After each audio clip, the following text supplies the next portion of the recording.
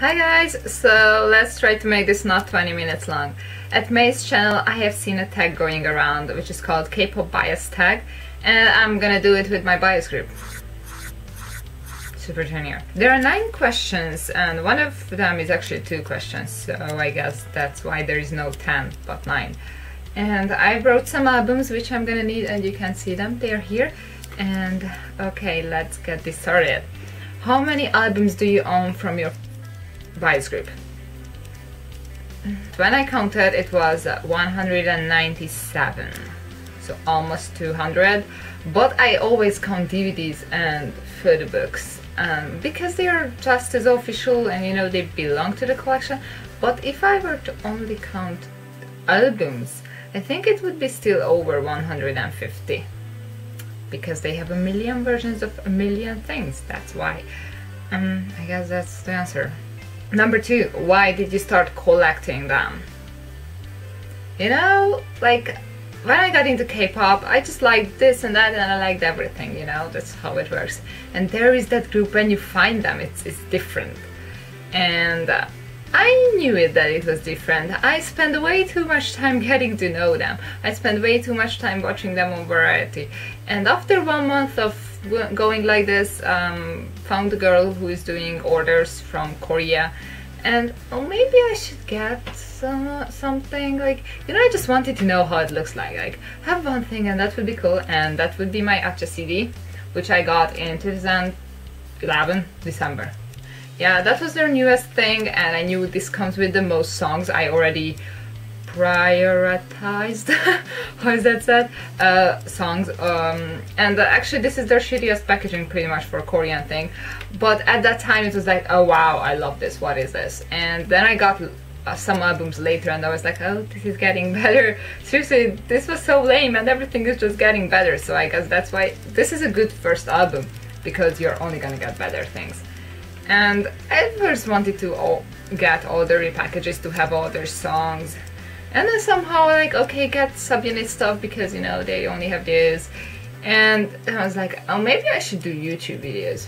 But how cool would it be if I would start with a full Suju collection, completed Suju collection video? I know, I was stupid then. But I was like, okay, I'm gonna order opera. And when you start with Japanese singles, there is no stop then.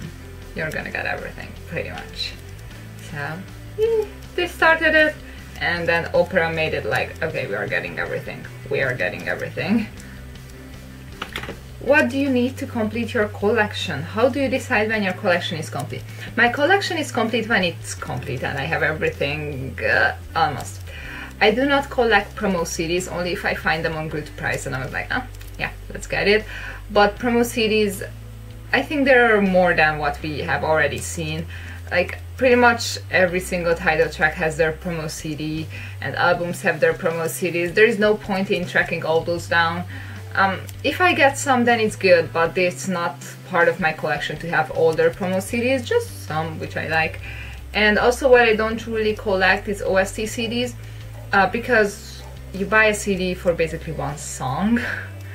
And in the pictures it's a drama, which most likely I have not seen, so yeah, there are CDs where there are more songs, like Ski Beat, so obviously I got that one. And there are some more when I would like to get more OST CDs, but it's not my goal to track down every single OST what Suju has sung, because it's a lot, because there's a lot of members, and not really as a group, but as members they have sung a lot of OSTs, so OST CDs and promo CDs are not my thing, but beside that, everything single official thing, which is a lot of things. And what do I need to complete my collection?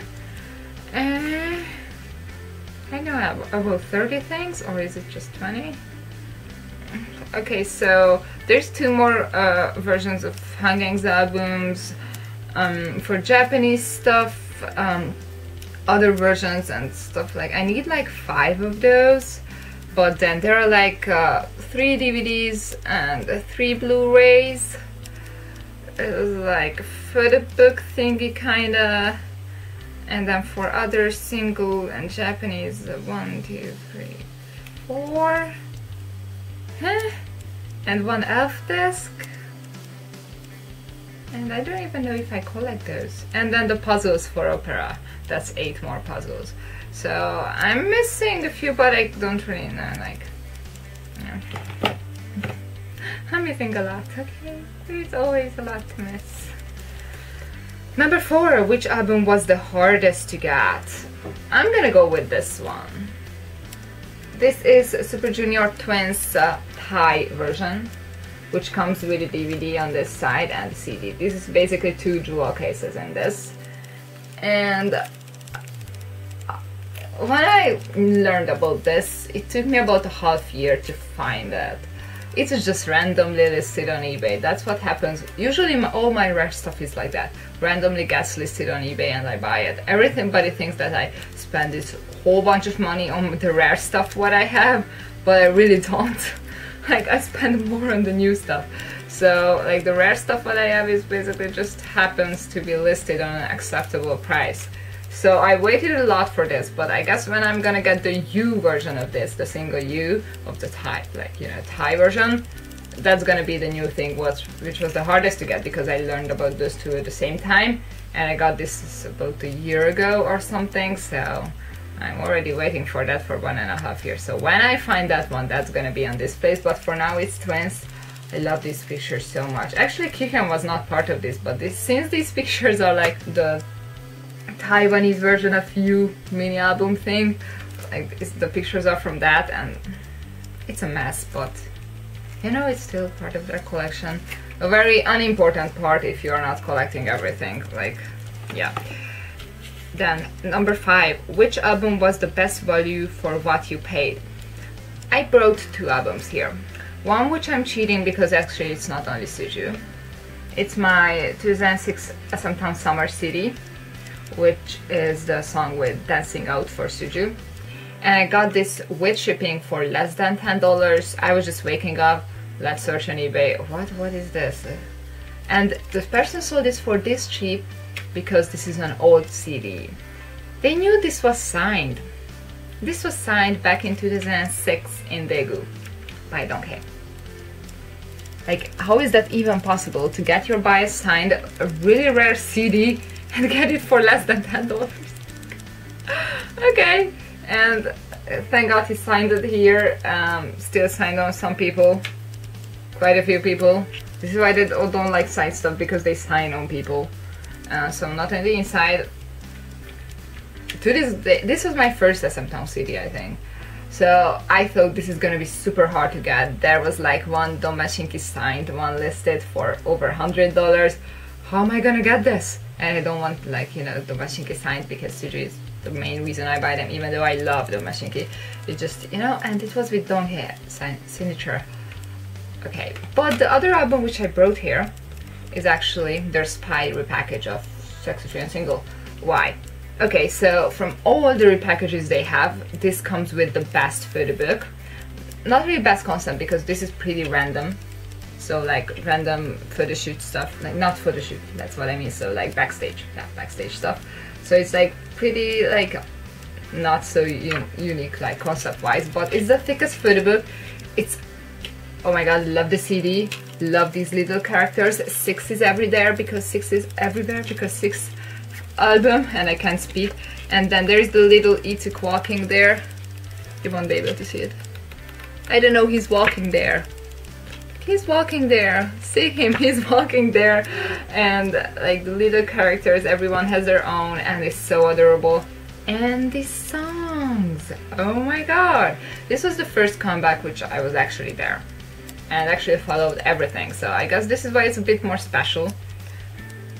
But for me, since I really love the 2nd and 3rd album, 4th and 5th were not as good as those, and when this came out, oh wow, I love this. So like, I love all the songs on this. Very thick photo book, hard cardboard, which I first hated because it doesn't suit the other repackages, but you know, it's at least the same size, so that's good. It's really thick, like their thickest repackage, I believe, and this is wonderful. This is wonderful. I really like, okay, SM repackages are not exactly cheap, but if like it's a normal album price, normal Korean album price, and for that, I think I got a really good deal compared to Acha, of course. Like that's like same price, and that's not a good thing. Okay, number 6, which album was the worst value? I was thinking a lot about this because even though if I pay a lot for an album, I still feel like I wanted it so much, so I just don't care. I don't care. Actually, my rare stuff is not like the rare stuff. I got them at a good price, and considering they are rare, I already expect to pay more for those, I guess. But then this thing came out. This was the first Elf version CD Suju ever got for Donkey and Inyak. Like they got it before Suju, and it's Opa Elf version. Barely anyone sold it, and I wasn't really collecting Japanese singles when Opa came out. I bought the CD plus DVD, but you know, not this one. And I wasn't really sure. I was totally confused what Suju collection actually means. And later, like, when did I get this? Like 2 years ago or something? I think. When I got this, I got it for way too much. It came with a card, so like I did get a card. But I already had all of the cards. But I traded this for a card which I really wanted, so it's all good. It did came with pictures. Why am I saying it did come with pictures, and you know, like, but still I paid more than like double price for what you can get this CD for. So this is why I'm like, I got 2 songs. Oh well, I got a DVD. And I got the other dance version. Yeah, I got the other dance version. So if it's not this one, then I would say every single Suju single which doesn't come with a photo book. Even if they come with a photo card, I feel like since you only get it in first press, when you want to buy it like 5 years later, you're not gonna get the first press, and you open it and there you go, lyrics. You only get maybe 2 pictures, like front cover, back cover. That's about it for those singles, and you pay more than $10 for them. So I feel like every single Japanese single which doesn't even come with a single member photo in the inside of the booklet, I feel is kind of like a rip-off, you know, like Japanese. But I got used to it, but it's still pretty bad value, or like you pay a lot for nothing. So that's why I would say, but if I would have to pick an exact album, I would say this because of the price I paid for it. But you know, I don't care anymore, so it's like, so I just picked one. Number 7, what is your favorite album? What is your least favorite album? So what is my favorite album? It's Don Don Repackage. All the way. Only this one. I don't think anyone is gonna ever beat this one. It was not my first or favorite album, it was Sorry, but I was just I think every new elf falls into this trap and doesn't pay enough attention to this album. And you're like, oh yeah, there's Don Don. No. There is Don Don, you need to get this. And this version is super hard to get for whatever reason. SM, please reprint these. Comes with 17 tracks, yeah, 17 tracks. And I love all of them. Pretty much there's like 1 or 2 which I wouldn't recommend everyone. The rest I would like, oh yeah, go for it, listen to it. Even though I know not everyone would like this album because this is like more like an older K-pop sound, but it's just so fun to listen to this. Even the ballads, they sound so different, and I just love this sound. Like, it's different. For Suju I like it. For a lot of other groups probably I wouldn't like it as much. No, I would probably like it. Yeah, I would probably like it. But for Suju, this is definitely my favorite thing. I love the concept of the repackage. I love the concept of the album, except for Sungmin's shaped head. Probably. Yeah, but you know, I love the concept. Suju looked amazing in it, and this was so special. Like, in a way, Suju never did anything like that again. And this one is like so refreshing after that. So it's just, I really love those two together, like the 2 concepts. And just love the coloring, even though it's like pretty boring, but not because it's not black and white. That's why I like it, because black and white is like, okay, we have a tons of black and white stuff, but it's like sepia stuff, like old stuff, looks like old stuff, yeah. So I love this, even though it's tiny. Love the packaging, and why I love it the most is the songs. I listen to this album the most, definitely. And my least favorite album, I cheated. Okay, I cheated. I didn't want to pick a Suju one. I picked Suju M's first album. Why did I pick it? Because this is basically Don Don in Chinese and You in Chinese, and yeah, and there's like 2 new songs, Me and another one which is it In My Arms? For the moment? The one? I'm confused, but it's definitely not many new songs. It's a full album, but it's cheating because this is basically this and other stuff, so it's cheating. That's why I picked this, and I'm not really fond of the hairs. Yeah, probably the hairs, like, and the DVD packaging. Yeah, so it was easy to go with this one because even though I love the songs, you know, I still prefer the Koreans singing on them, and I would say this is the least important Suju M thing to get, so yeah, I went with this one. Number 8, if you met your bias in person, which album would you have them sign and what page? This was the hardest question. This was really hard because I don't really like signed albums, and I have one signed album actually, you know, yeah, I've seen that just a few minutes ago. There's many pictures, so with Donkey I like all the pictures, pretty much. There's sometimes when I don't like his hair, but that's fine. And I just like, okay, what can I go with it? And I went with the easiest. This Is Love, his version. Because you know what is more Donkey than the album which pretty much he made, like the photos and everything. So that's why I'm gonna go with this, even though there's a bunch of pictures which I like. And actually love the pics what May picked, like I would do that too, but first I would make him sign this one here, because the rest is photos, and you know, it's like, oh, I would make him sign it here, and it doesn't go over there or there, just here. So I would make him sign, plus I have 2 of this album, so he could sign this one. And for the other albums, usually I only have 1, so it's better to just sign this one, so I went with this. Number 9, what do you love about your bias group? Give me your love story. Oh, I didn't prepare for this one. I mean, I did read the question, but I didn't exactly prepare. So what I love about Super Junior is that there are 15 totally different people who come into one. Okay, they can perform as solos, they are really good, but even when some of the members got solos and never crossed their minds to not go back to the group, and I absolutely love that about them. When they are together, they are not just a team, they perform as one. If they want to, they are able to perform a perfectly synchronized dance. They can do that. They are just not gonna do that. And about their dancing, what I also really love is that everyone dances so differently. They dance the same dance, but if you look at only one member, it doesn't look like they are actually dancing the same thing. You know, Eunhyuk's is the perfection dance. Like, you know, his dancing is perfect. It's how a main dancer dances, is it perfect. But there is Sungmin's dance, who dances it perfectly, but not on a main dancer level. And there is Donkey, who puts way too much weird hand movement stuff, and he can be really weird when he dances, and I actually love to see that. Oh my god, how Ituk dances, and then Kangin is like so adorable. He can dance and it's adorable. And then Hichol has his own style, and Ryewok, how he tries so hard, and oh my god, when Kyuhyun tries, they look so different, like Kyuhyun and Ryewok height-wise, and it's still is a one performance, and it's just, how do they do that? That it's actually not the same.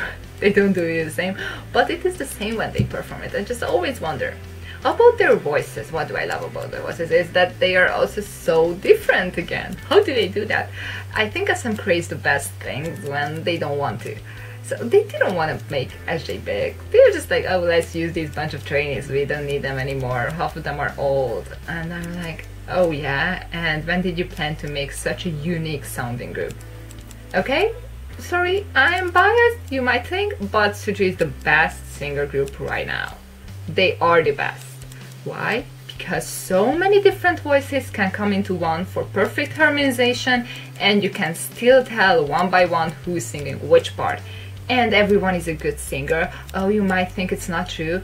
Okay, now go back to like 7 years in their career. Listen to something, search for Shindong's and Eunhyuk's voice. Now listen to new stuff, search for Shindong's and Eunhyuk's voice. Yeah, everyone can sing. Sorry, SM is a really good company when it comes to vocals. They have the best vocal coaches, and I'm so proud of their hard work, how the weaker singer members, just they sound so good now. Okay, they are not main singers, they are not.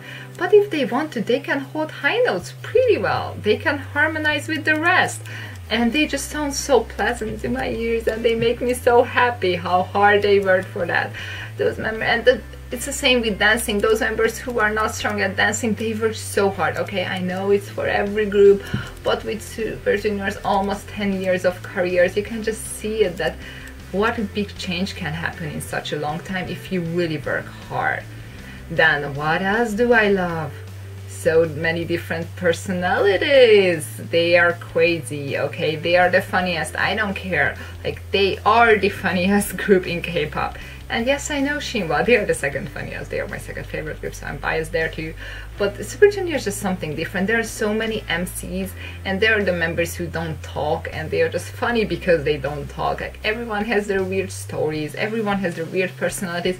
How the hell do you put Siwon and Hichul in the same group? Like, no. Like that, they're just so amazingly weird people, and it's like, oh my god, and they all stay together. How is that possible? I actually have my theory why did they stay together, and just recently Ituk proved it with his Instagram. Like, yeah, I think, yeah, he wrote it on Instagram, and I'm just really proud of Ituk, Inyak, Donghae, Sungmin, and maybe who else was in 2001.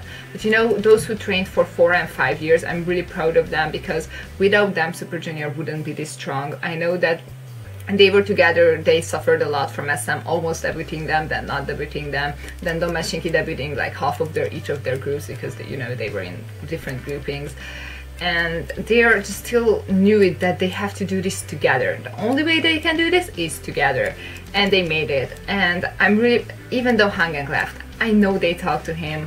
I'm really proud of them, and they just like, they are still close with him. Of course, they can't meet with him all the time, and I'm not delusional saying that he's gonna come back and like be a happy Super Junior member ever again. But I know they are gonna stand on one same stage, and I know they are gonna do that with Kibomi, and Kibomi is gonna be the only member who can sing. And it's just, I know that they are still in contact with them, and I know that's like no hard feelings, because they actually understand why Hangeng left. And I know they were angry, but they came over it, like, it's like they are not angry at him, and I'm just so happy.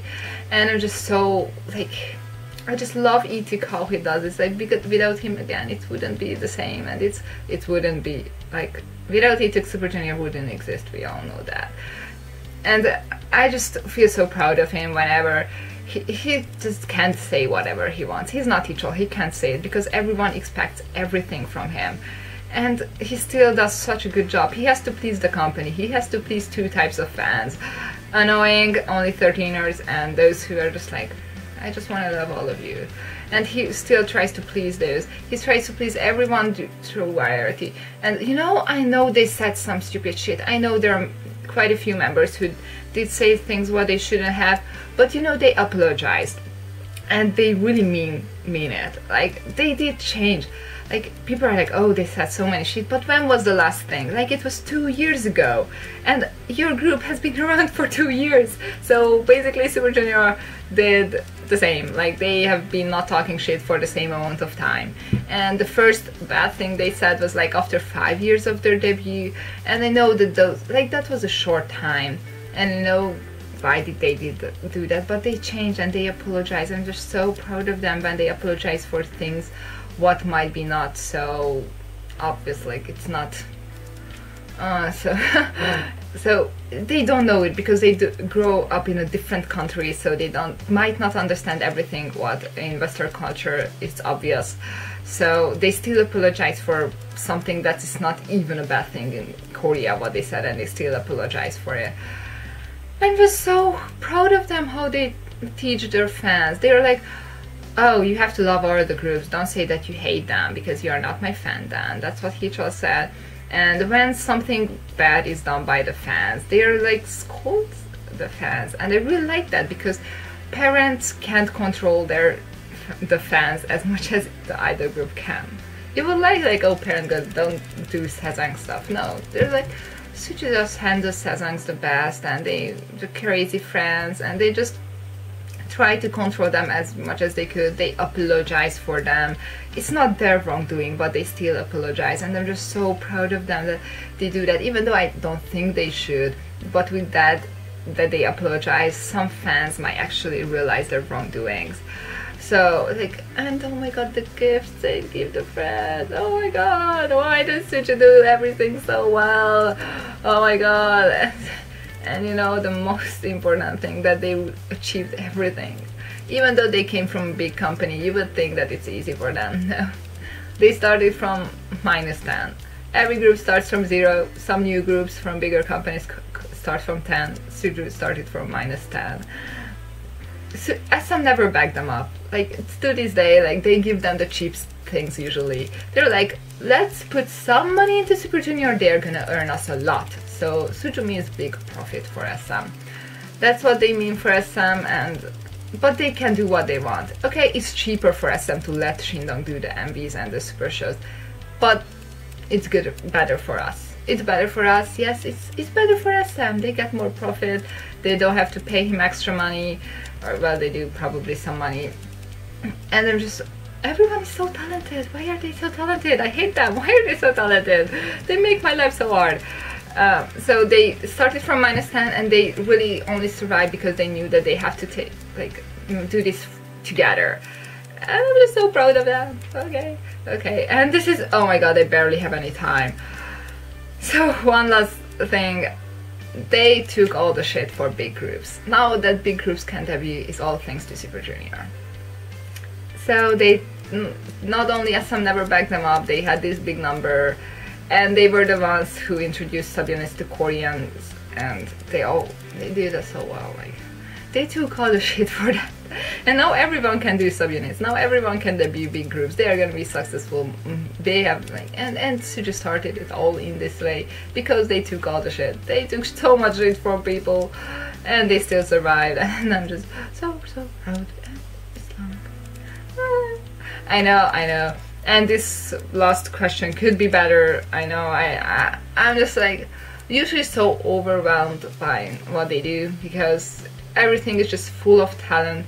Everything is full of different personalities, and they are just so grateful for the fans. And okay, whatever. I hope you know what I meant. I just love them way too much. They ruin my life. Why? That's what their job. They want to ruin my life. Bye.